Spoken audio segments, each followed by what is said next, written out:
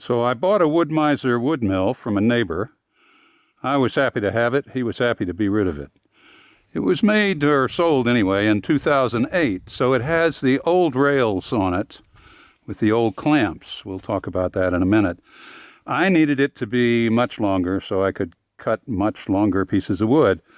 I put on one of the extensions and I looked online for instructions. They don't come with instructions, so while it isn't very hard, I thought it would be helpful to have a video out there. So this is how you add an extension to a Wood Mizer of this size. All right, you're going to need some tools, some sockets and wrenches, I will name them, and so a decent back to be able to lift this. My back has gone bad, and I happen to have this little mini excavator, so I'm going to use it, but you don't have to have it. It's a luxury. Okay, here's what comes in the box. These are the feet, obviously. A bunch of nuts that go with those feet, and the bolts that hold the sections to each other.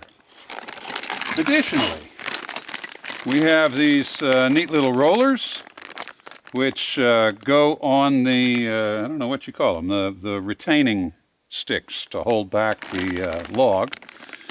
And this is an alignment device to align the rail so that it's nice and smooth. That's important. That's an important part of the process here. Okay, this is what you need to put the feet on. You need the foot, of course. You need a square nut and a hex nut. The square nut is going to go up here in this bracket, and it's going to be retained by this little goodie. First thing to do is thread the hex nut onto the foot, because it's going to be below the bracket. Okay, the threads on the feet are not exactly smooth. They don't really need to be. This doesn't need to be a highly machined part, but as a result, it's kind of stiff. And I'm trying to put this nut on here. By the way, you want to wear gloves because these threads, if you're grabbing the threads are very sharp. They will cut your hand. So you need a crescent wrench to tighten this, and you need another one or something to hold down there. It's a pretty large nut. It's not something I've got in my toolbox, but I happen to have a big crescent wrench and a really big crescent wrench. So the really big crescent wrench is going to go down here, and the other one's going to bust past whatever these bad threads are. There we go, I got past it. Nope. It just has these tight spots. Yeah, there's another. Okay, so you put a hex nut on the threaded rod and run it down so it's out of the way. That is going to be your lock nut to hold it in place once you have adjusted it. And once we put this in, you can adjust it merely by turning the foot with this hex nut here. Now, to get it on, what we have to do is put this square nut in place, like that, and then put this plate in place,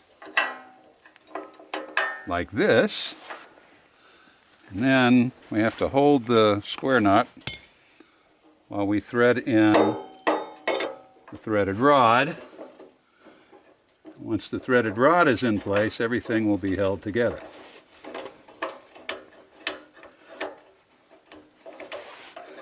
So that's pretty easy. I want to point out the difference between the old and the new feet. The new feet use a plate and a hex nut, which, by the way, they could have spot welded the hex nut in there just as easily as cutting the slots for that silly plate. But the plate bears the weight until you tighten up the hex nut down there. The hex nut is really just a lock nut to lock it in place. But once you lock it in place, the hex nut then carries the weight. Here's the old one, which is a hex nut on the top and a square nut on the bottom. You basically loosened the hex nut on the top and then screwed the foot in. And that worked fine, but they've changed things. We're ready to start putting the rail together.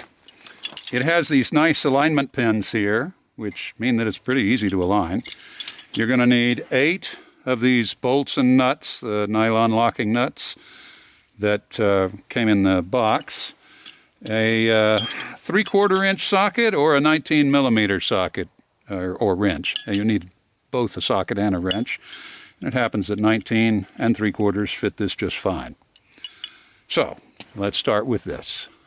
You can adjust the feet to get this lined up, which if the rest of your track is already level is a good idea. Or you can cheat like I did and use the mini excavator to hold it in place. Bolts go in like this. Well, I say that, there we go. And then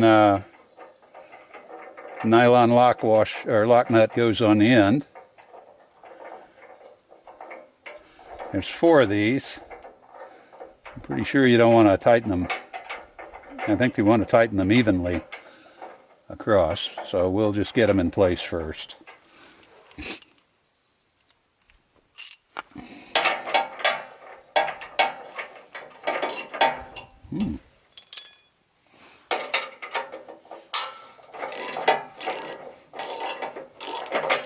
I may need an extension. See, my socket doesn't fit well up against the rail.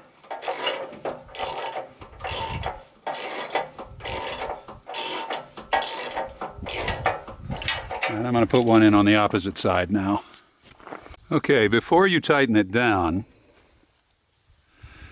you're going to want to level it, because leveling it makes it seat properly. So I leveled mine with an ordinary float level left to right and a laser level along the length. I'm within 1/8 of an inch end to end, which I'm going to say is good enough. Okay, we need this metal rail right here to be aligned properly. This one, it's low on this side, it's offset that way. And this is the alignment holder, template, whatever, that comes with it. So it fits in these holes in the side. Well, it's supposed to fit in these holes in the side.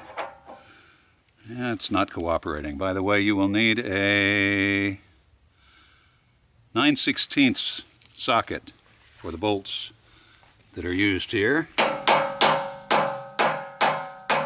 Well,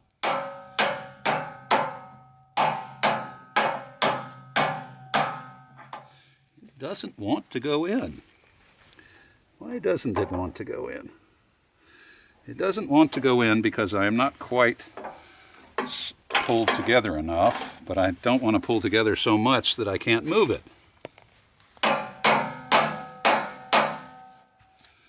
Well, that's going to do. So, bolt number 1, bolt number 2. They're not threading straight because there, that's about straight. Okay, this will hopefully,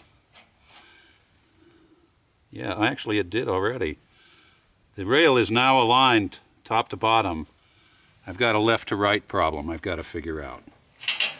Let's tighten this down first though. See what we get.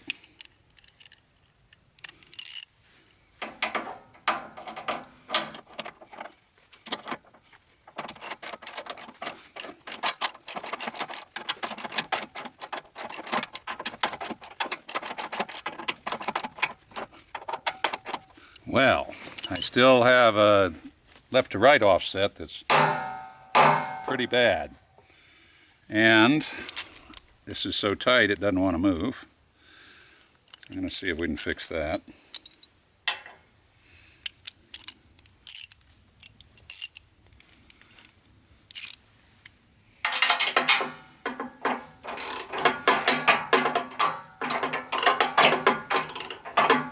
Now, these bolts are loose. Does this move? It doesn't want to move. That's for sure. Let's see about loosening the other side. Well, the other side is loose. So, we're going to try one more thing. We're going to try, I don't need that. I'm going to try tightening the remaining bolts up in the hopes that it will pull. It did. It's pulling it.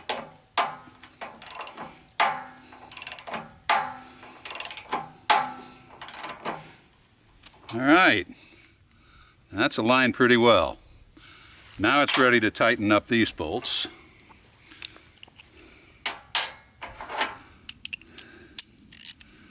So I leveled the overall track along its length before I tightened these,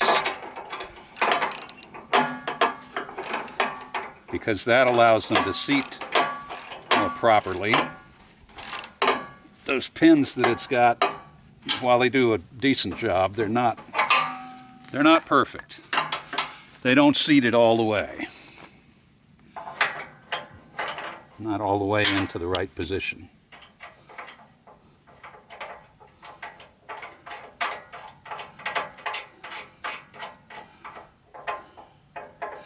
And this, since the sawmill actually rides on this, its smoothness is very important. Otherwise you get a little bump in your board.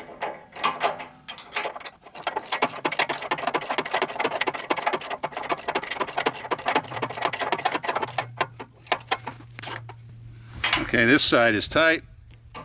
Now we'll do the other. And I'm almost done. Okay, so the factory gave us these nice rollers that go on these things. And they gave us these long bolts. And we got 2 rollers, but only 1 bolt. Yet we have 2 of these bars here. So I believe that they mean for us to put a roller on either side of it, particularly because that matches the length of this bolt. However, it seems silly to me to have one of these with a roller and one without. So what I'm going to do is put 1 roller on each one of these. So I went out to the hardware store and bought myself a couple of bolts that were a little shorter. And they should do this just fine, I think. Let us see.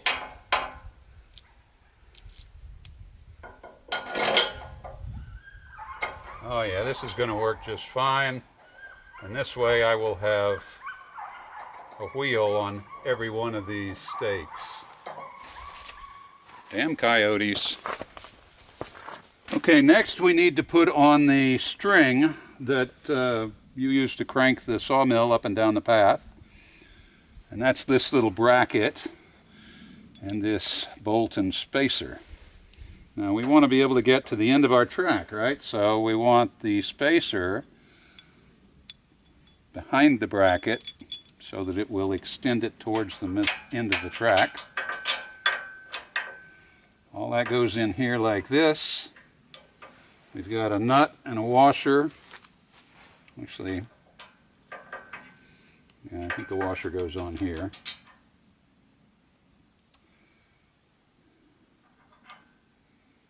You know what, I'm going to turn this around. I'm going to put the bolt here with the washer.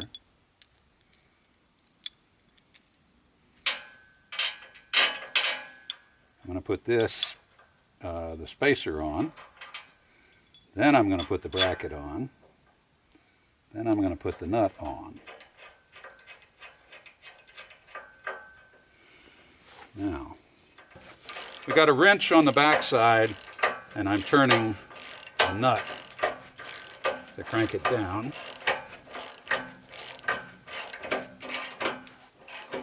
Okay, there we are. And now we're going to latch our string on like this, and I need to tighten it at the other end. All right, next I need to move some clamps.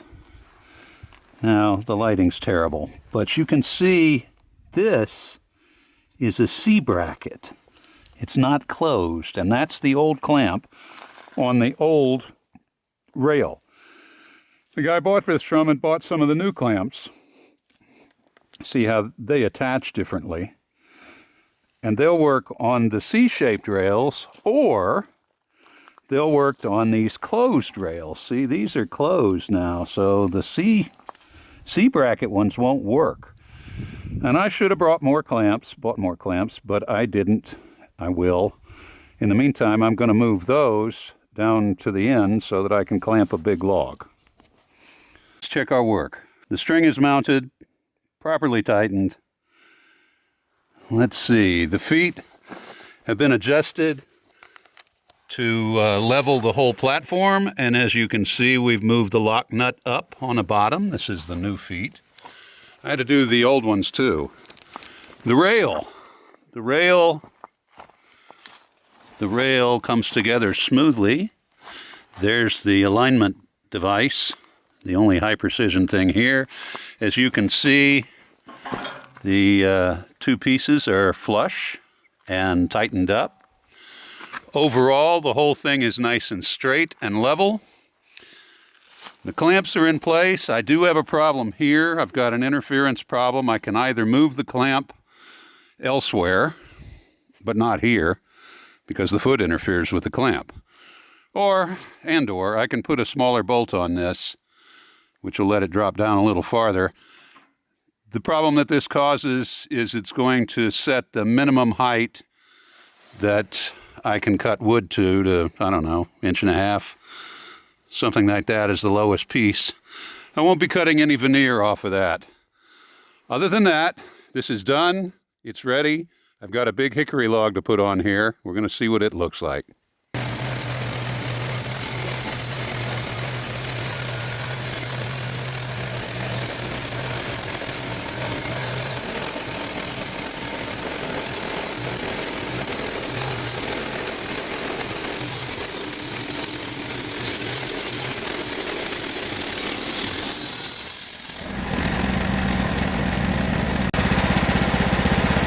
Let's see what we got.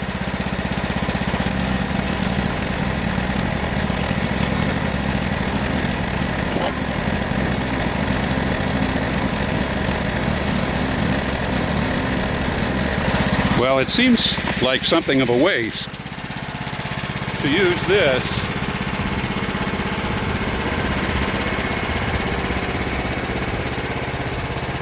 for what I'm going to use it for. But that's the way it goes.